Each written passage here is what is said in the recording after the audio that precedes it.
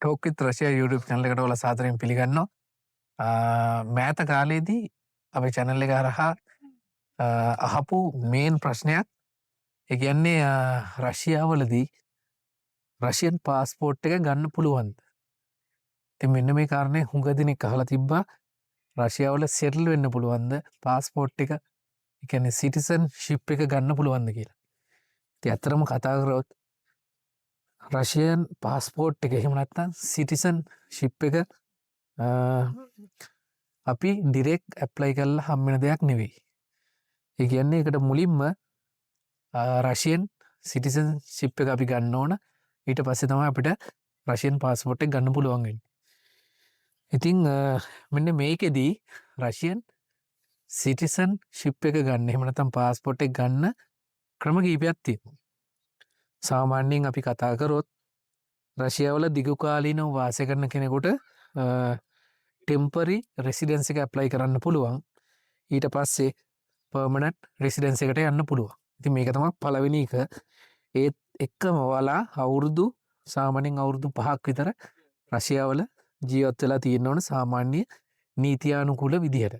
ඉතින් මෙන්න මේ කාලය ඇතුළත ඔයාලා එක දවසක් හරි රෙජිස්ට්‍රේෂන් එකක් නැතුව එහෙම නැත්නම් මොනවා හරි නීති විරෝධී දෙයකට සම්බන්ධ වෙලා තිබ්බොත් ඔයාලට සිටිසන්ෂිප් එක ඇප්ලයි කරන්න බැරි වෙනවා.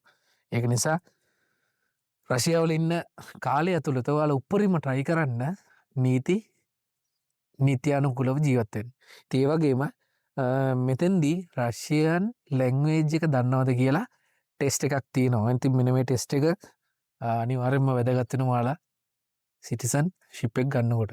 ඒ වගේම ඔයාලට රැකියාවක් එහෙම නැත්නම් ඔයාලට ආදායමක් තියෙන්න ඕන අනිවාර්යයෙන්ම ඔයාලා රෂියන් පාස්පෝර්ට් එක ඇප්ලයි කරනකොට. ඉතින් එහෙම නැත්නම් අපිට දෙවෙනි ඔප්ෂන් එක තියෙනවා. ඔයාලට පුළුවන් මැරේජ් එකක් හරහා රෂියන් පාස්පෝර්ට් එක ගන්න. ඉතින් මෙතෙන්දී රෂියන් සිටිසන් කෙනෙක් එක්ක ඔයාලා මැරි කරොත් ඔයාලට කිසිම ගැටලුවක් නැතුව රෂියන් පාස්පෝර්ට් එක ගන්න පුළුවන්. ඉතින් ඒකට ඔයාලා මැරි කරාට පස්සේ යම් කාලයක් ජීවත් වෙන්න ඕන. ඉතින් ඒ කාලේදී ඔයාලට රෂියන් පාස්පෝර්ට් එක ඇප්ලයි කරන්න පුළුවන්. ඉතින් මෙතෙන්දී ඔයාලා කලින් මම කියපු ක්‍රමයට වඩා ටිකක් ඉක්මනින් මෙන්න මේ ප්‍රොසෙස් එක කරගන්න පුළුවන්. ඉතින් ඒ වගේම ඔයාලට පුළුවන් තුන්වෙනි ක්‍රමය රෂියන් සිටිසන්ෂිප් එක ගන්නව නම් ඔයාලට පුළුවන් ඒ කියන්නේ උපතක් ඒ කියන්නේ බර්ත් එකක් හරහා ඔයාලට පුළුවන් රෂියන් සිටිසන් එක ඇප්ලයි කරන්න. ඒ කියන්නේ ඔයාලගේ දෙමව්පියන් රෂියන් පුරවැසියෝ නම් ඔයාලට ඔටෝ සිටිසන්ෂිප් එක හම්බ වෙනවා. ඉතින් ඒ වගේම මෙතෙන්දී ඒ වගේම තියෙන තව විශේෂ වැඩසටහන්.